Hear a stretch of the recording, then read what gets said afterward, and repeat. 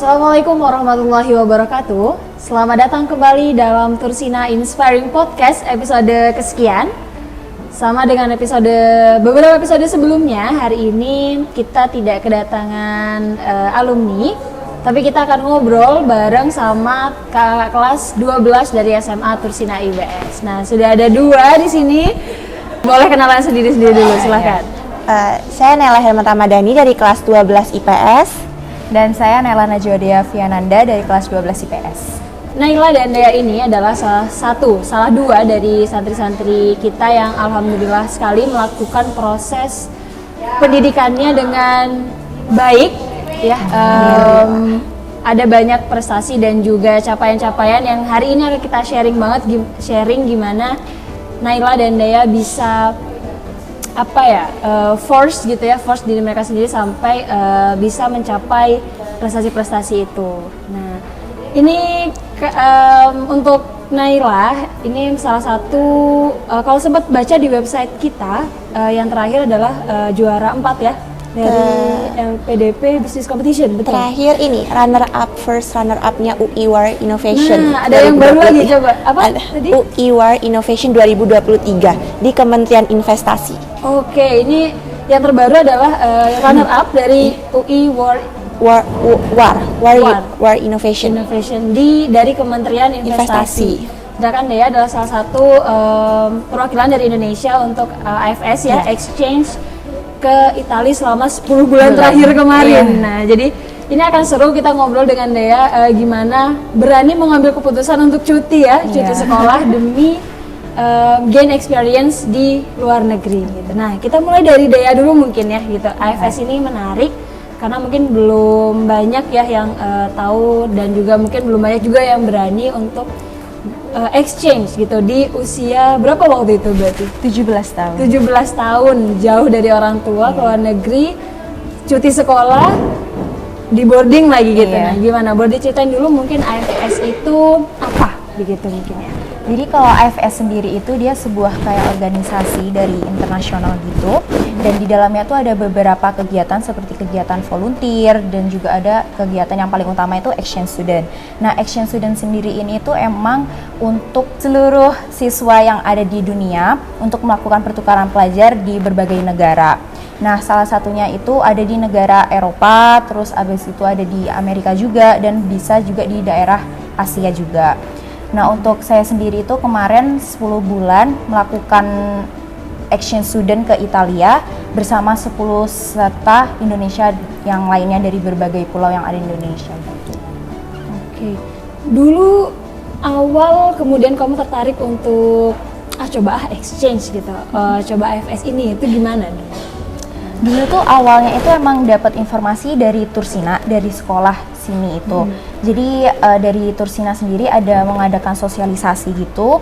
Kalau ini tuh ada kegiatan exchange student, pertukaran pelajar ke Amerika sama ke Jepang.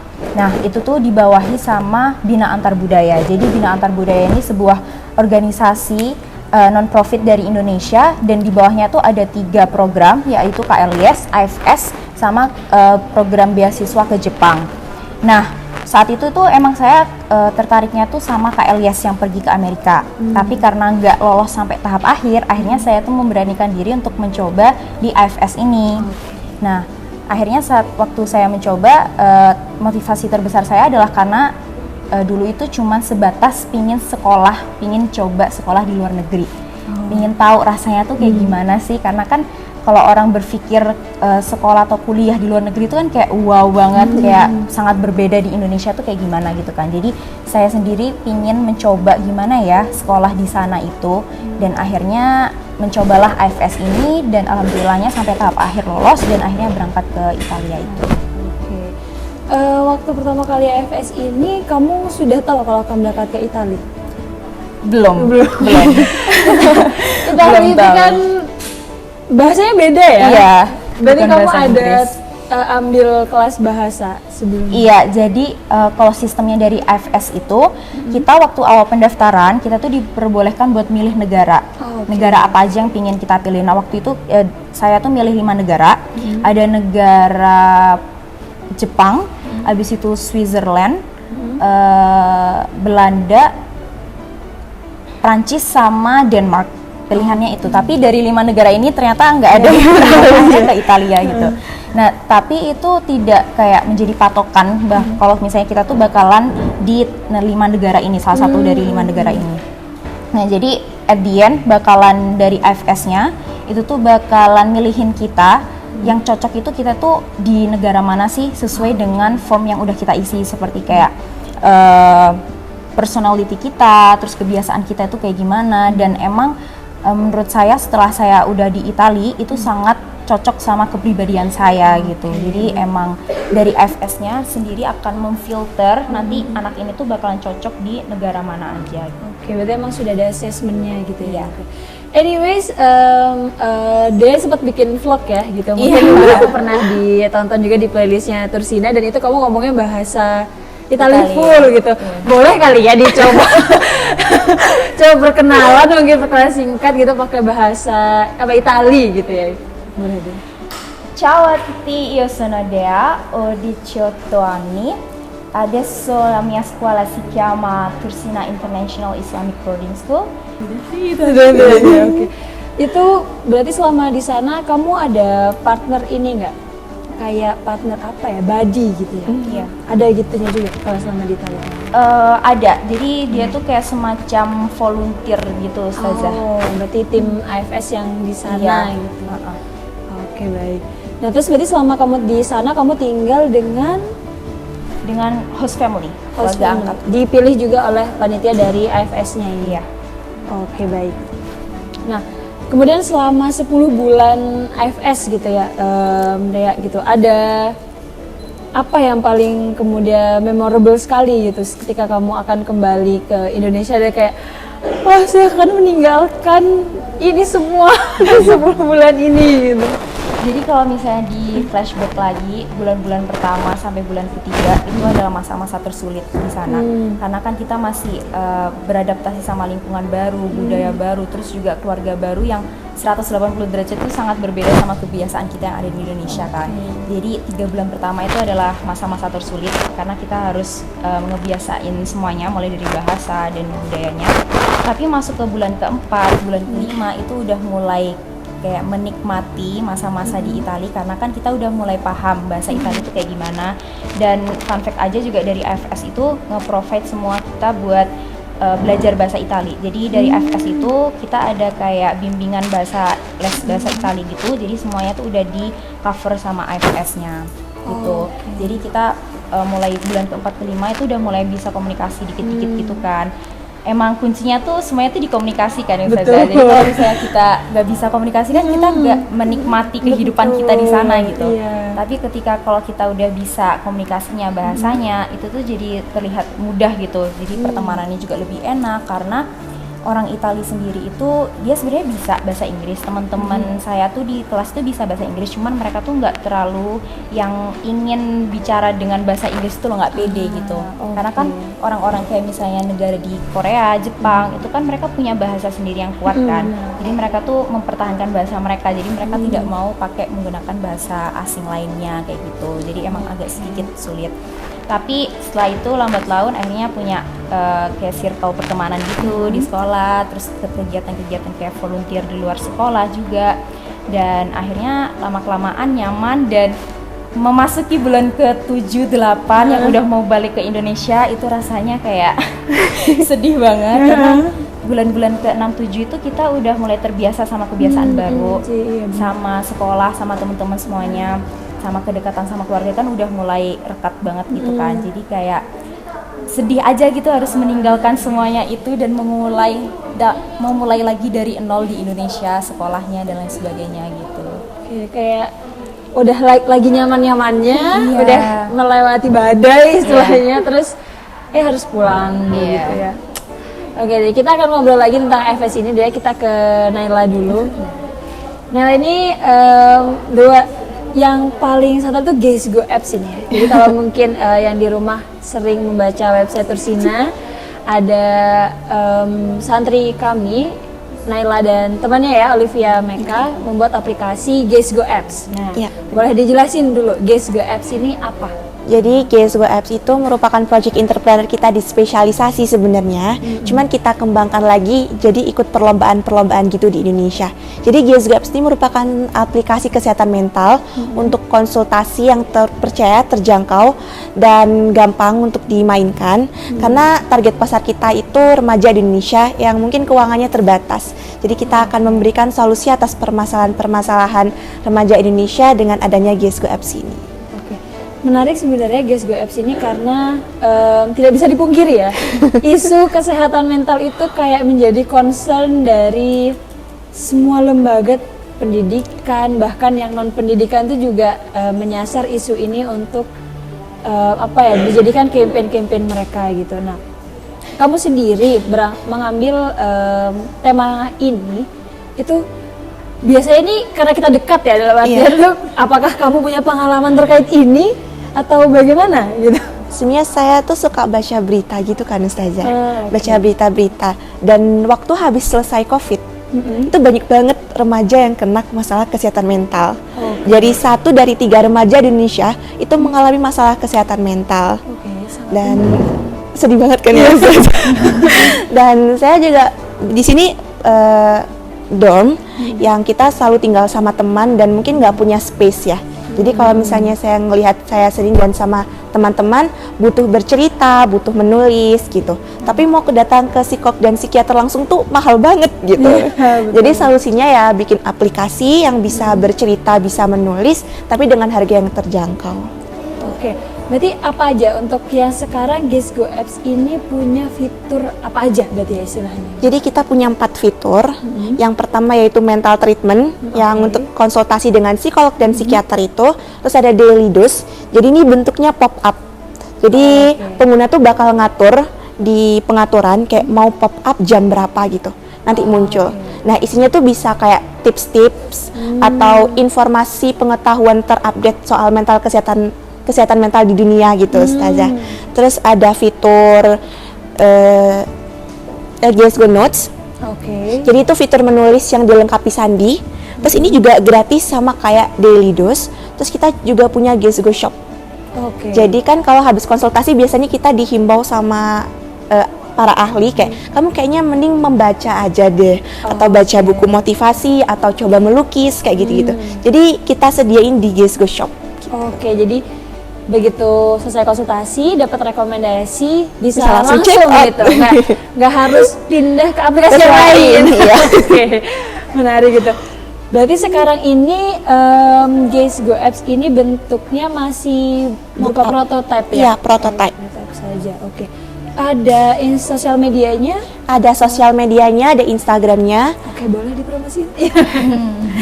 Jadi Instagramnya GSGO.apps. Dan Twitternya juga sama. Sekarang 2 sosial media ini masih dikelola oleh kamu? Iya, dan rekan saya Olivia Meka. Nah, ini yang kemudian juga menarik yang saya tanyakan gitu. Kan ini membangun ide ya. Ini mungkin kalau dari entrepreneur mungkin ide bisnis gitu ya. Bangun ide bisnis dengan partner gitu. Gimana kamu kemudian akhirnya memutuskan untuk partneran sama Olive, dan Olive juga akhirnya ya udah deh aku mau sama Nela Herman ya. Kalian klop itu gimana gitu? Jadi waktu pertama kali kesini, waktu pertama kali kelas 10, teman pertama saya tuh Olive dan saya tuh teman pertamanya Olive. Saling menemukan ya kan? Kebetulan sekamar dan sekelas juga. Kelas IPS kan tidak berubah ya Ustazah. Jadi akhirnya saya sama Olive cocok sekali. Spesialisasi awalnya saya tuh di profesional kalau nggak CEO. Akhirnya saya pindah ke entrepreneur karena ingin ikut perlombaan bisnis plan. Dan saya sama Olive tuh punya basic sama-sama entrepreneur karena keluarga dari bisnis juga. Akhirnya kita sekelompok waktu project. Dan kita sama-sama punya ambisi buat SNBP. Jadi kita sama-sama berjuang buat cari sertifikat. Dan akhirnya ayo Liv kita lombain aja. Dan Olive-nya oke Naila gitu.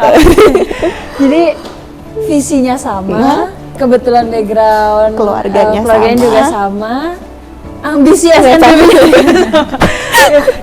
ini ya mungkin jadi motivasi dan quotes yang menarik ya. Jadi kalau kalian adalah tim-tim yang ambisi SNBP, gak apa-apa, tidak masalah ya.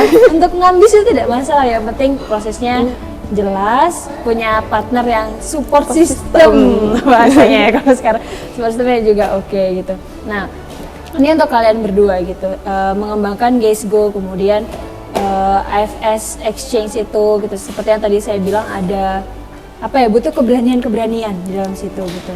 Nah, kalau Dea sendiri kan akhirnya ada konsekuensi ya, di mana kamu harus mengulang kelas bukan mengulang, mungkin cuti 1 tahun, kemudian melanjutkan kelas 12 dengan angkatan yang berbeda gitu.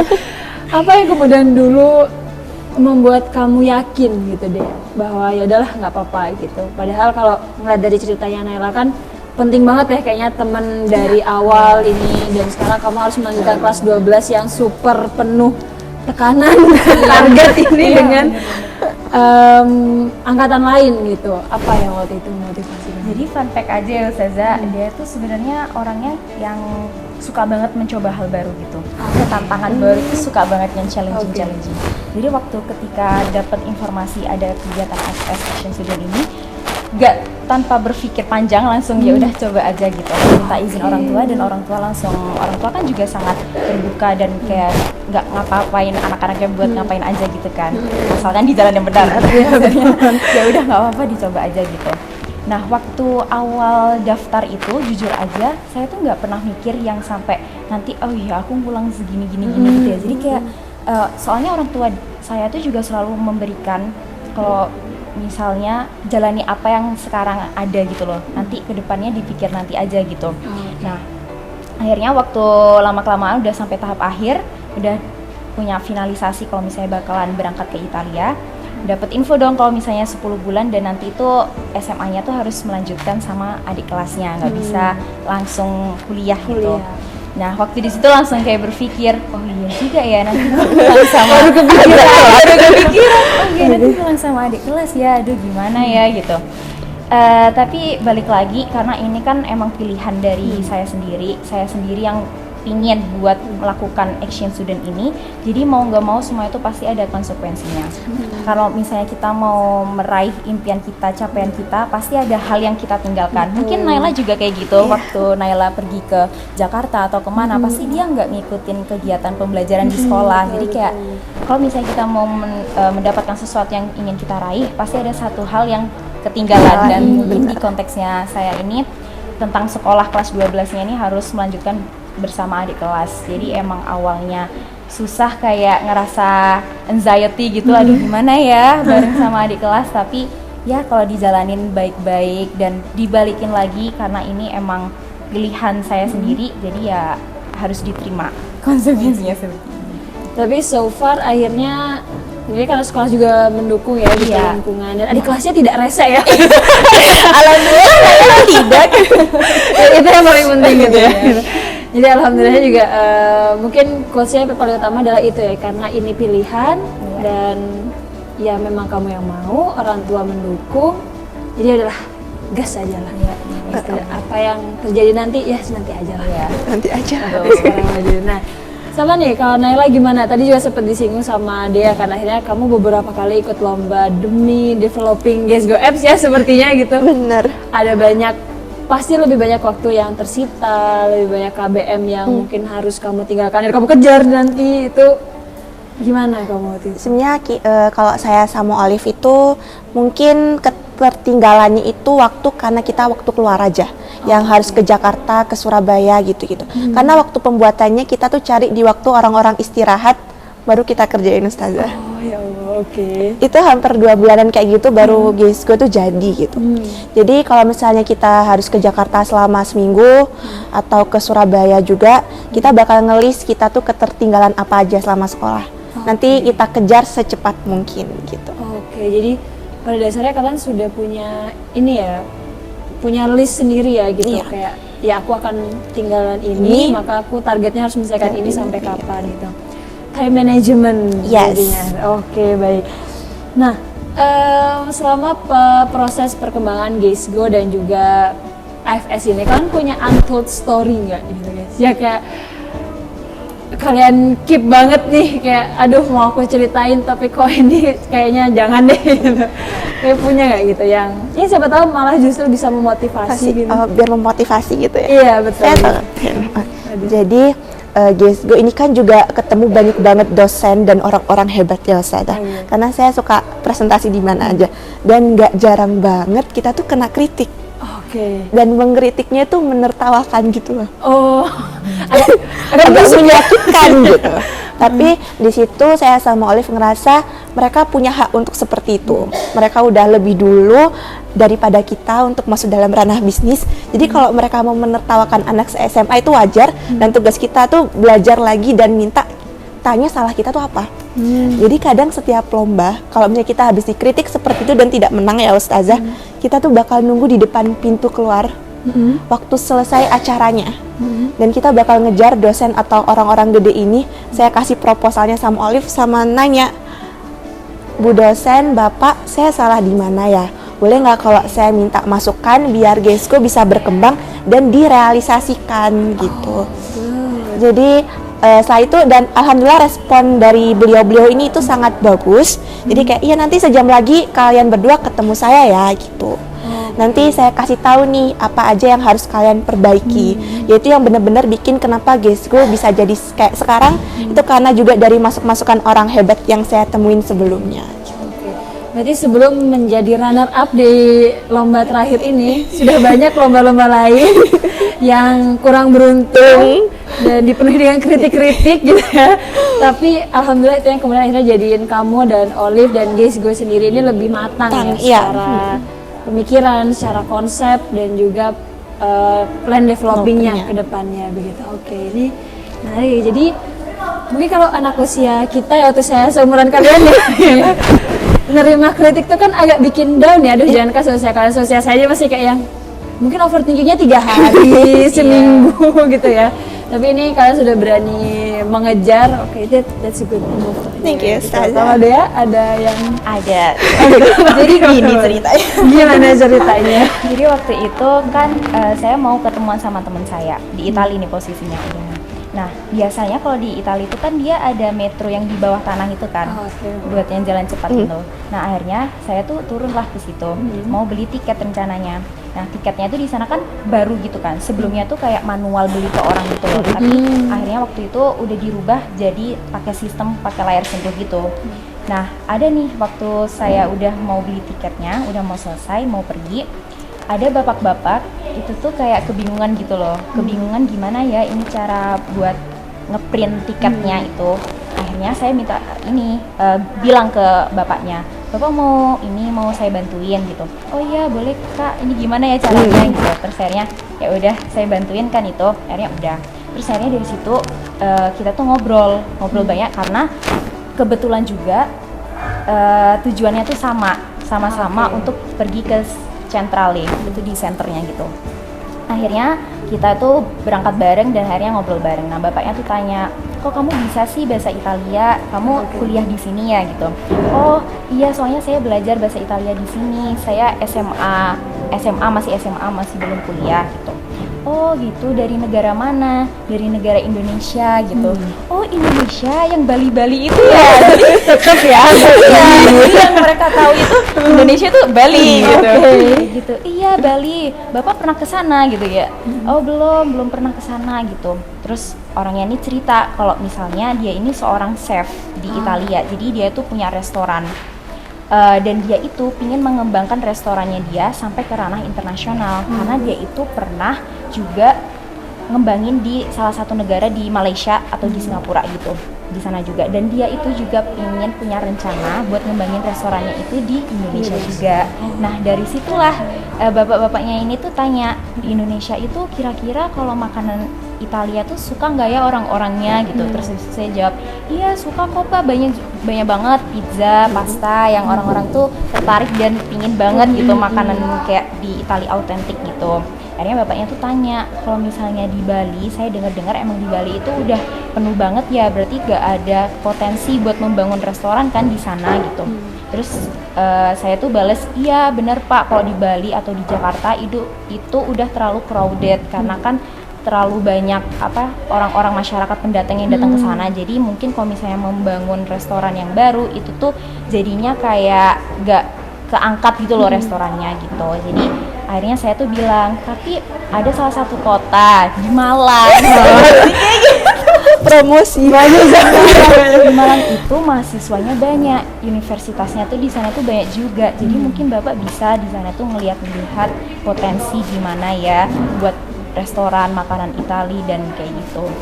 Akhirnya dari situlah waktu kita mau berpisah, bapaknya tuh minta kontak saya, email. Jadi mulai dari hari itu sampai saat ini pun kita masih bertukaran ini kontak-kontakan, masih kayak berdiskusi gimana bisa nggak kalau misalnya kita diajak kerja sama bareng untuk membuat restoran di Indonesia, khususnya di Kota Malang sini gitu. Jadi kayak dari situ terus kayak saya kan cerita ke orang tua saya kan, terus orang tua saya tuh kayak bilang, oh ini hikmahnya berarti bisa membangun relasi sampai ke internasional gitu ya.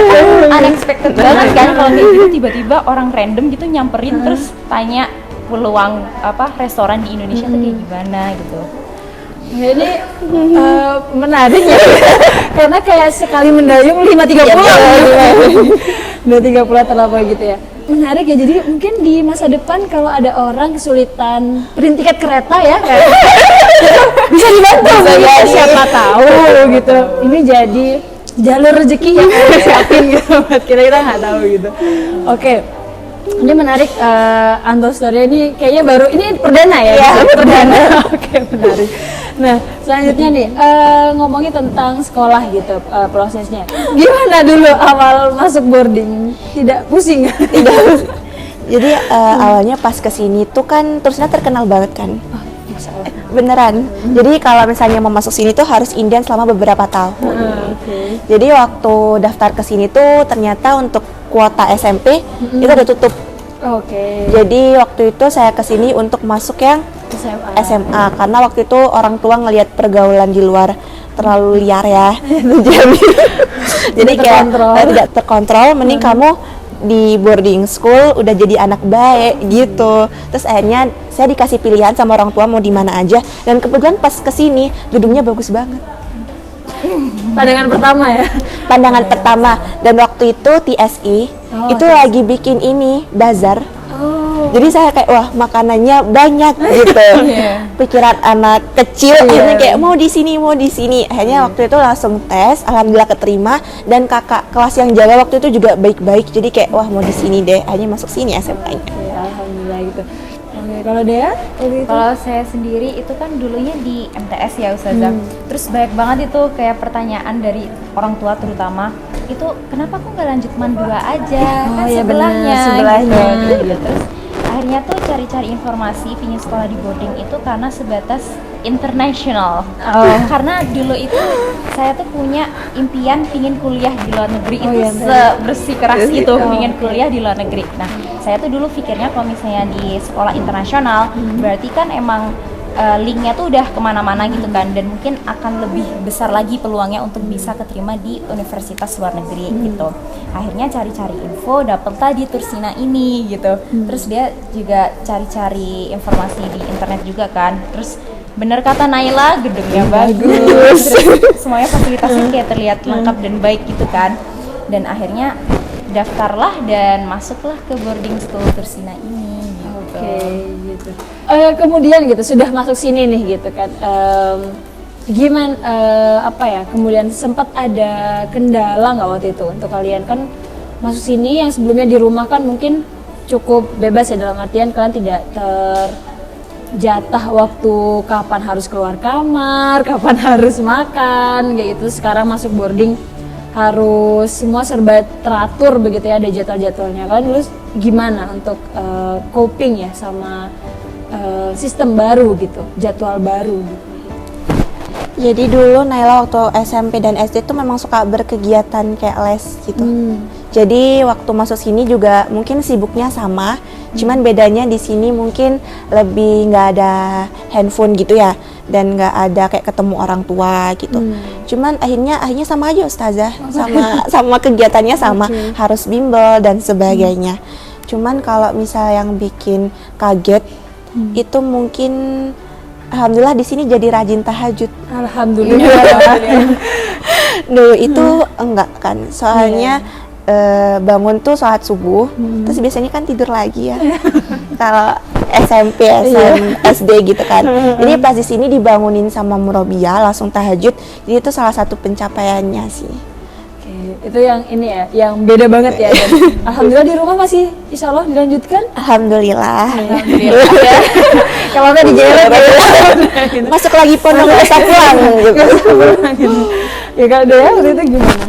Saya dulu itu culture shocknya mungkin nggak begitu terasa karena 9 bulan atau 3 bulanan gitu pokoknya di rumah kan, karena angkatan 2020 jadi Iya benar-benar baru ada di Tursina itu di semester 2 akhir mau kelas 11 jadi udah iya, 1 tahunan di iya. sekolah di rumah jadi agak terlewatkan 1 tahun ke belakangnya.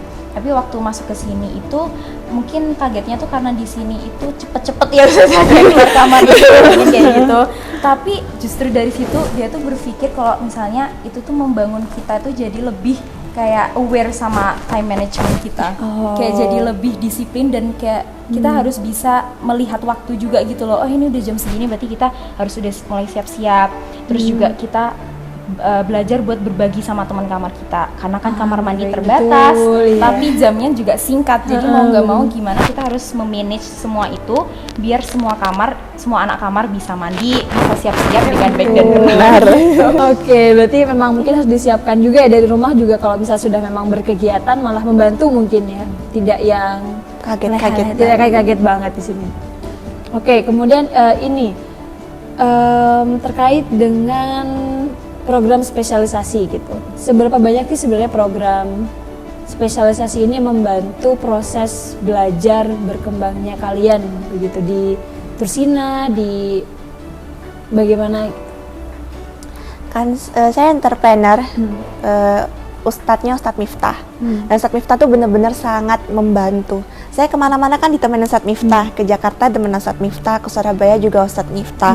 Dan Ustadz Miftah tuh yang nemenin saya buat Gesco dari awal sampai sekarang tuh Ustadz Miftah. Bahkan saya ikut lomba lagi manifest business case, itu kan berbeda dari Gesco. Itu juga yang nemenin Ustadz Miftah. Dan banyak juga anak-anak di sini yang bimbingannya Ustadz Miftah. Dan emang beliau jago banget bikin business plan. Jadi ya banyak membantu. Berarti lebih ke ini ya untuk diskusi sama apa biasanya review hasil Diskusi. kerja kalian itu atau gimana? Biasanya kalau Ustadz Miftah itu nanti kita dikasih list apa aja yang kita cari. Nanti kalau misalnya kita kesulitan kita baru ke beliau terus nanya ini masuknya gimana dan pasti ditemenin sampai selesai. Oh berarti guideline-nya ya, berarti dari Iya. A to Z, sampai finish, sampai finish. Okay. Bahkan kan entrepreneur sekarang Naila udah enggak kan, udah selesai di kelas 11, tapi masih tetap jalan. Oke, berarti untuk proses penjurusan ya, kelas penjurusan atau spesialisasi ini berarti benar-benar kalian itu prosesnya dari awal ketika masuk entrepreneur ya khususnya itu ya udah ini sudah ada ini yang harus kalian siapkan, ini guide-nya coba cari begitu kesulitan baru ke Ustadz dan itu didampingi berarti ya. Kalaupun perlombaan juga berarti didampingi gitu. Oke, nah kalau CEO dan profesional ini kan sebenarnya agak berbeda ya dengan entrepreneur ya gitu. Kalau di kamu gimana sih? Sebenarnya kalau dulu di zaman saya itu CEO sama profesional tuh dipisah. Jadi saya tuh benar-benar pure CEO. Nah, kalau di CEO sendiri tuh menurut saya sangat membantu sama program Action Student saya ya Ustazah. Karena kan CEO itu CEO, seorang kita gimana dilatih untuk menjadi seorang pemimpin, terus belajar public speaking, ngomong di depan orang. Nah, dan itu tuh menurut saya sangat relate sama anak Action Student karena kalau misalnya kita jadi anak Action Student itu kan berarti kita menjadi perwakilan dari negara itu. Jadi kita mau nggak mau gimana bisa mempromosikan istilahnya negara kita dan kayak menjadi ambasadornya gitu di Indonesia tuh seperti ini loh, gini. Jadi ya dari CEO pun saya belajar banyak banget di sana untuk menjadi seorang pemimpin dan juga public speaking di situ. Oke.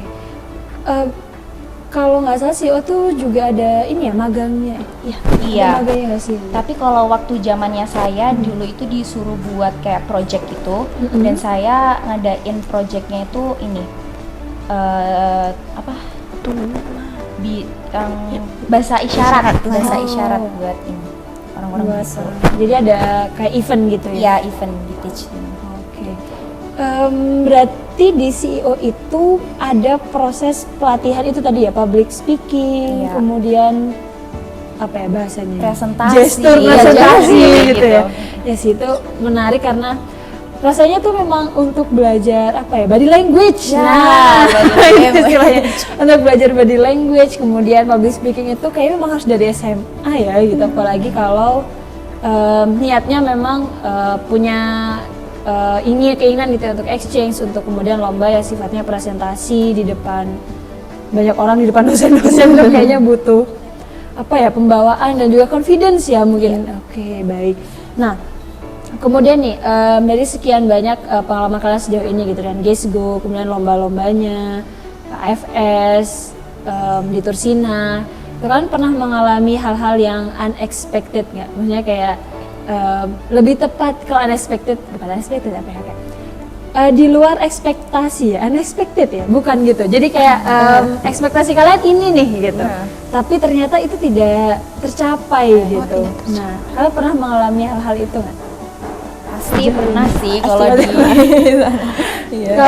Kalau Gimana kalian itu? kalau Naila itu yang nggak berekspektasi, yang ekspektasinya turun gitu ya.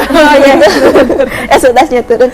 Itu Naila itu nggak kurang percaya diri sebenarnya waktu awal soal GESGO.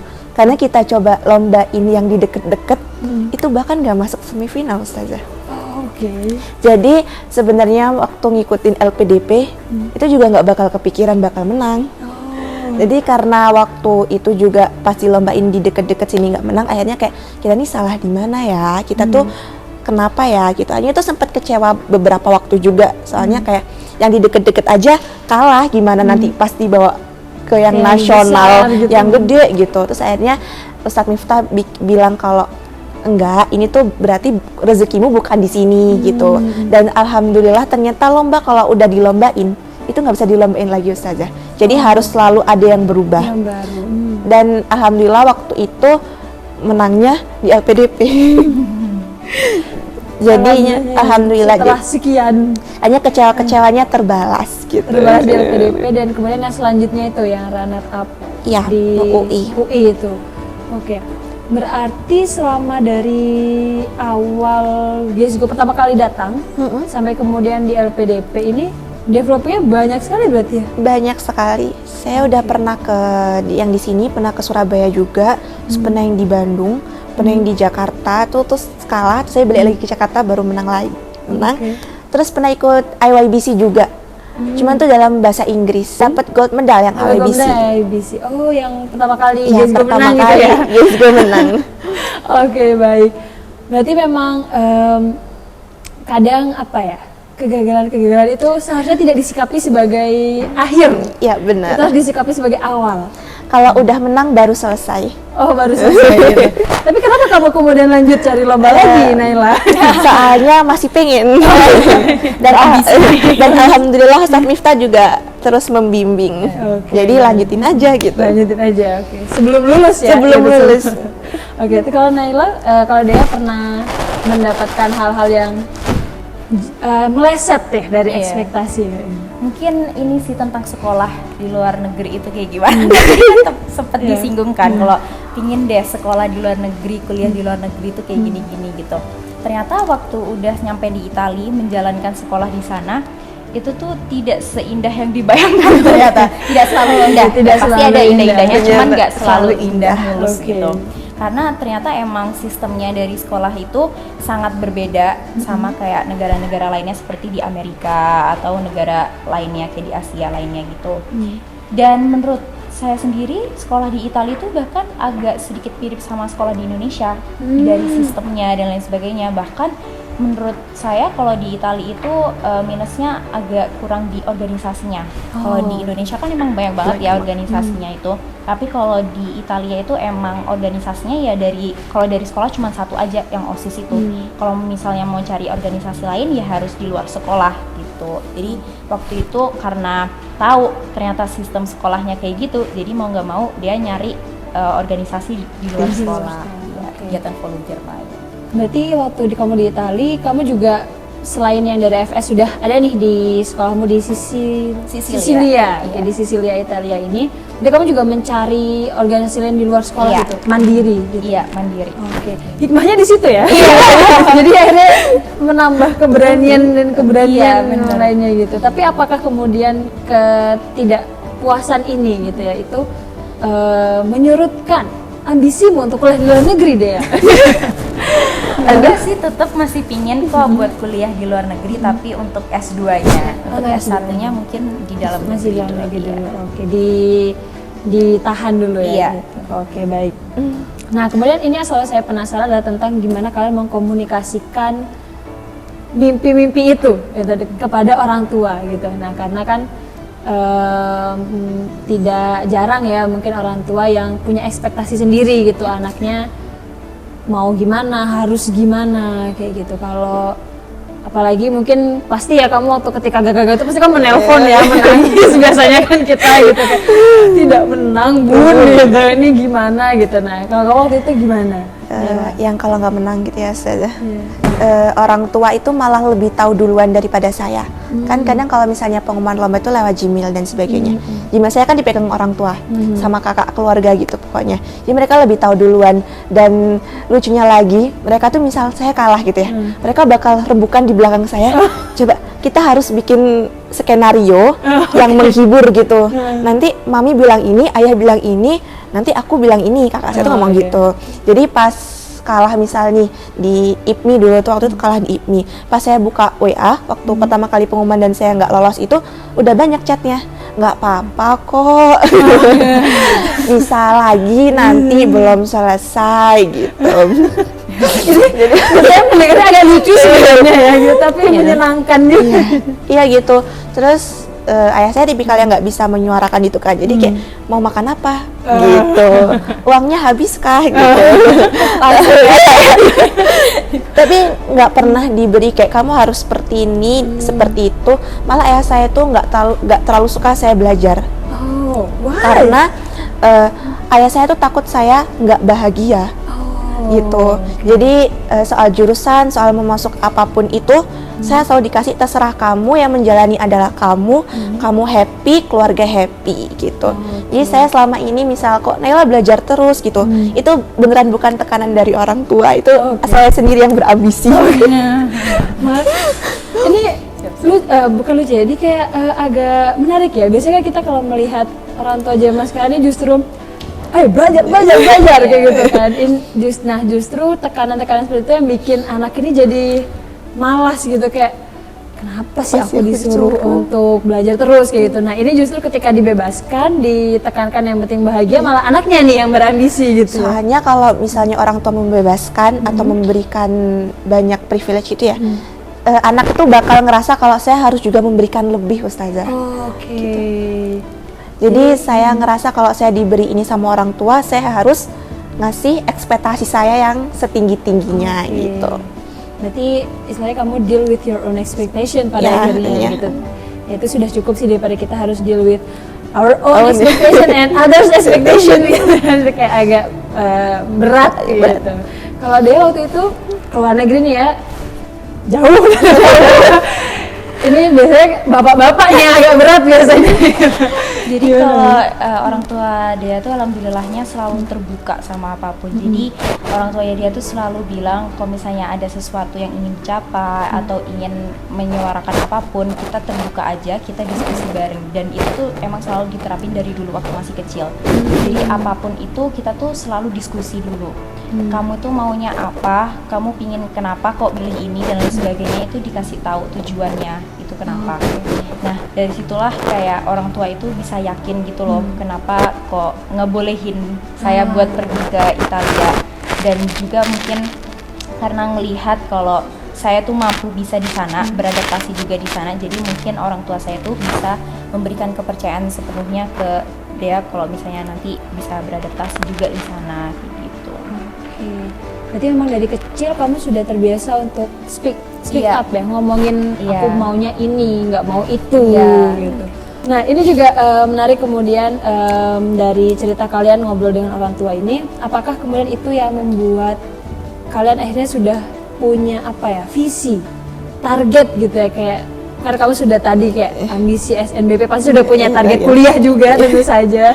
Terus Dea juga dengan tadi sudah ada akhirnya memutuskan kayaknya S2 aja deh gitu, S1-nya di sini. Itu kan pasti ada apa ya, tujuan, visi yang kalian tetapkan gitu. Nah, kalian sendiri kalau boleh tahu nih gitu, gimana sih kalian melihat diri kalian sendiri mungkin 5-10 tahun ke depan mungkin gitu?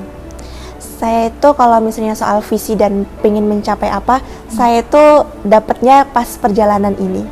Apalagi waktu di LPDP kan ketemu Pak Jokowi, ketemu Bu Sri, Pak Nadiem dan sebagainya. Saya ngeliat Bu Sri itu kok ada wanita hebat gitu. Saya juga mau jadi Menteri Keuangan gitu.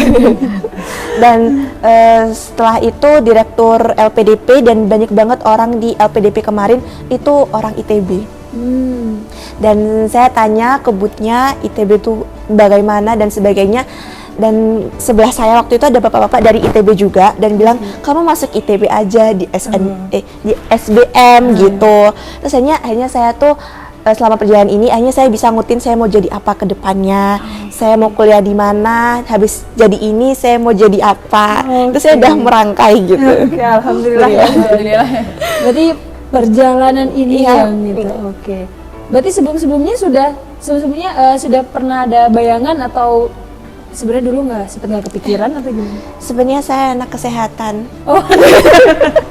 Jadi sebelum masuk sini, saya tuh selalu mendoktrin diri bahwa saya bakal jadi dokter seperti anak-anak yang lain. Waktu itu orang tua juga support aja kan, kayak ya udah mau jadi dokter gitu. Tapi habis masuk sini ternyata karena Tursina itu sangat prepare ya, kita dikasih psikotes yang harus dikerjain dan bakal nunjukin kalau kita tuh sebenarnya anak sosial atau anak kesehatan. Potensinya lebih kemana. Dan waktu itu saya lebih ke anak sosial, dan akhirnya saya mencoba untuk menerima, dan orang tua juga support selalu dan bilang kayak nggak apa-apa gitu, kamu juga bisa membantu orang dengan jadi pengusaha gitu kan, kamu juga bisa membantu orang dengan jadi menteri keuangan gitu kan, bisa membantu orang miskin, buka lapangan pekerjaan, itu juga menolong orang gitu, nggak perlu dokter gitu. Ini tuh saya coba kayak ya udah berarti ini takdirnya memang bukan ke sana gitu. Akhirnya saya alhamdulillah happy sekali di IPS. Menemukan dunia ya. Happy ending. Oke. Mungkin ini good news ya, kadang kan ini sebenarnya stigma aja sih dulu kalau di orang zaman dulu ya kan, IPS nih agak mau jadi apa dipandang begitu, sebelah mata, masa tidak mau jadi dokter gitu kayak gitu. Pada akhirnya selama memang prosesnya baik, visinya jelas ya, membantu orang itu kan sebenarnya visi yang general, tapi bisa kita turunkan ke banyak hal gitu kan ya. Itu pada akhirnya juga leads Naila ke visi yang jauh lebih besar lagi gitu kan, ke ITB, SBM, dan mungkin mari kita amini bersama menjadi Menteri Keuangan masa depan gitu ya. Mari kita tunggu update-nya. Kalau Dea waktu itu gimana? Kalau dulu itu saya emang pingin banget punya suatu komunitas atau organisasi yang ranahnya itu internasional. Nah dari situ gimana ya caranya biar bisa dapet link atau relasinya itu juga meluas ke seluruh negara. Akhirnya dari situlah saya berpikir, dan mungkin dari kegiatan AFS atau Action Student ini itu bisa membantu saya untuk bisa membuat sebuah organisasi atau komunitas itu yang beranah internasional.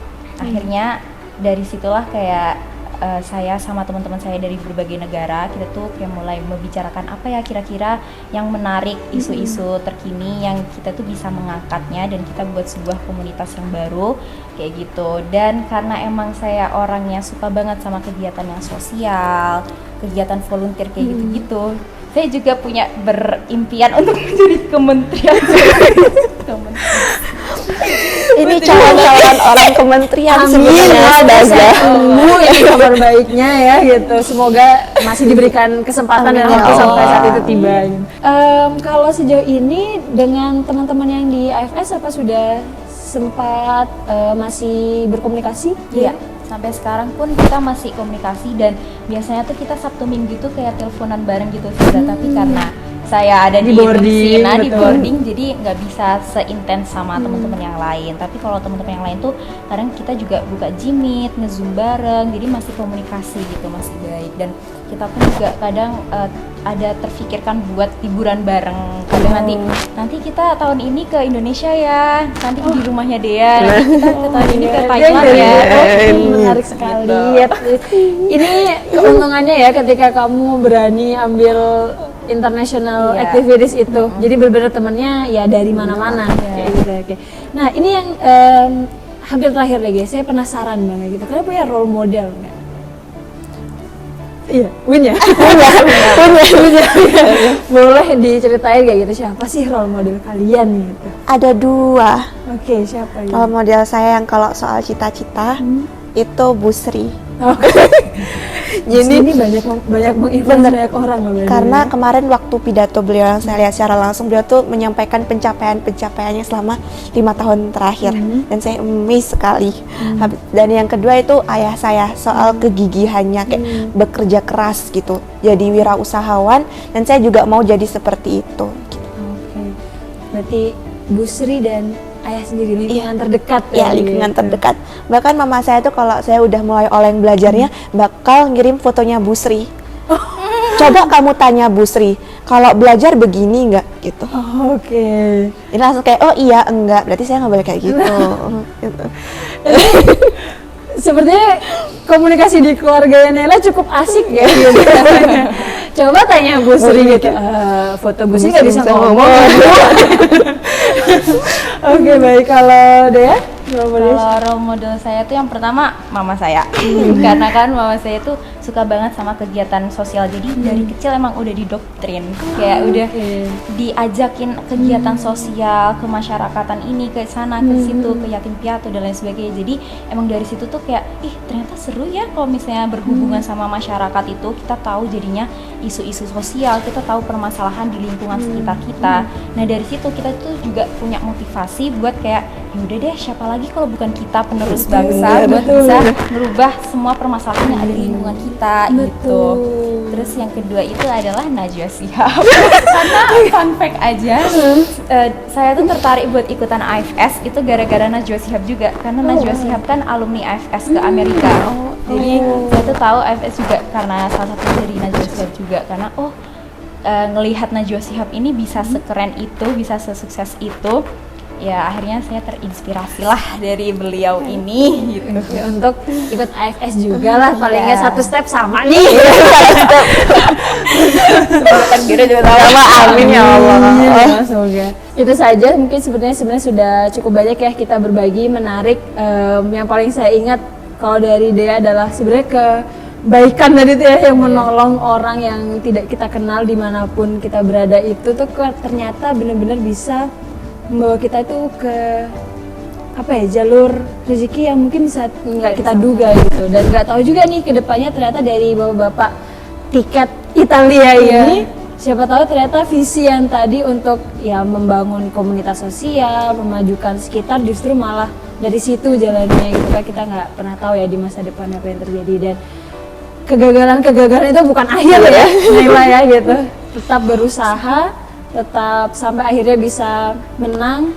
Dan kayaknya kalau mungkin orang-orang sekarang masih terlalu stuck dengan pikiran saya harus ini karena dokter keluarga, mungkin harus mulai berani bergerak ya. Iya, benar. Siapa tahu bisa menemukan jalur-jalur baru yang seharusnya di situ tuh memang kamu lebih nyaman dan lebih bisa berkontribusi untuk masyarakat gitu. Nah, oke, untuk menutup sesi podcast hari ini, nah boleh mungkin ya terakhir pesan-pesan nih untuk adik-adik kelas, untuk siapapun yang menonton, mungkin boleh siapa dulu?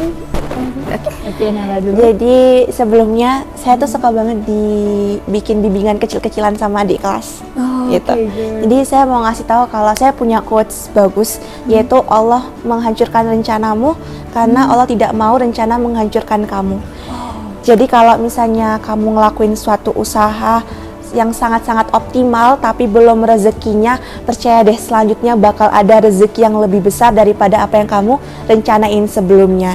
Jadi kalau soal lomba, kalah, nilai jelek, itu jangan pernah berhenti, tetap belajar dan tetap berusaha, karena Allah pasti ngasih hal yang sama dengan apa yang kalian usahain gitu. Setuju.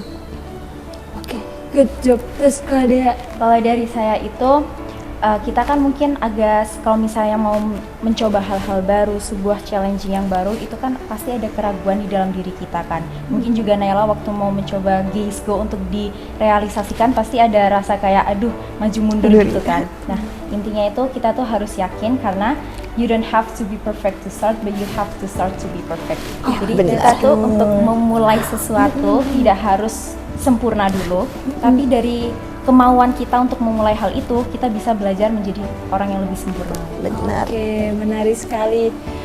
That's good quotes ya guys ya, gitu. Semoga ini bisa membantu penonton, adik-adik kelas, mungkin orang bahkan di luar sana yang mungkin sekarang sedang ragu, sedang bingung, sedang meragukan kuasa Tuhan mungkin gitu ya. Siapa tahu bisa lebih termotivasi dan lebih kuat gitu untuk menunggu rencana indah apa nih yang sedang Allah siapkan dan bagaimana aku di masa depan nanti gitu ya. Oke, that's all obrolan kita hari ini. Terima kasih banyak Naila Herman dan juga Naila Najwa sudah datang ke Tursina Inspiring Podcast. Demikian dari saya. Terima kasih banyak sudah menonton sampai akhir. Sampai berjumpa di episode Tursina Inspiring Podcast berikutnya. Wassalamualaikum warahmatullahi wabarakatuh.